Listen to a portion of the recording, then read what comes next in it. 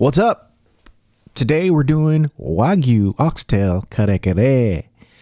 As you can see here, we have some green beans, bok choy, eggplant, garlic, and of course that good old oxtail. WAGYU oxtail to be exact. So first, what I like to do when I make my kare kare is to sear the oxtail for that extra layer of oh so good flavor. Some say it's not a necessary step, but in my opinion, it is. This is the best kare kare I've ever made in my entire life. This video right here. Yes. So good. You can ask my wife. She said it was the best kare kare I've ever made in my entire life. Okay, so next we're going to add the seared oxtail to the pot, and we're going to add a whole bunch of water. To be exact, enough water to cover the oxtails by at least 3 to 4 inches. And throughout this process, we're probably going to have to add more water because we're going to need enough water to make sure we get these oxtails super tender. A very important step is to make sure to skim all of that muck that comes from the meat and whatever. I don't even know what that is, but you have to skim it off because that's what my mom told me.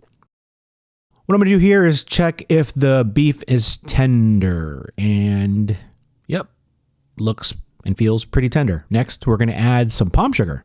1 puck to be exact. That's about 2 tablespoons, 2 to 3 tablespoons if you're just using regular sugar, for a little bit of sweetness to counterbalance that umami.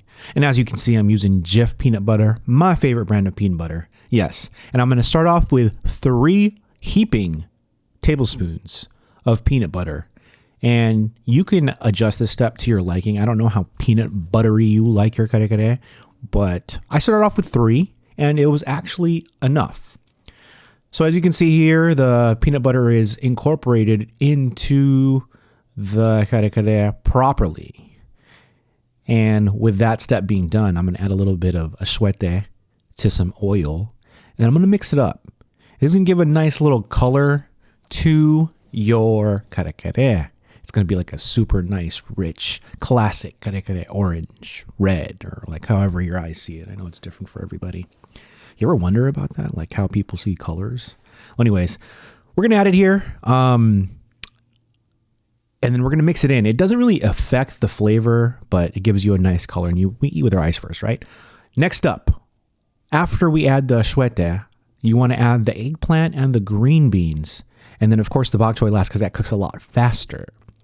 We're going to mix those in until the tenderness has been gained through the vegetables. I worded that really weird, but basically cook the vegetables till they're ready.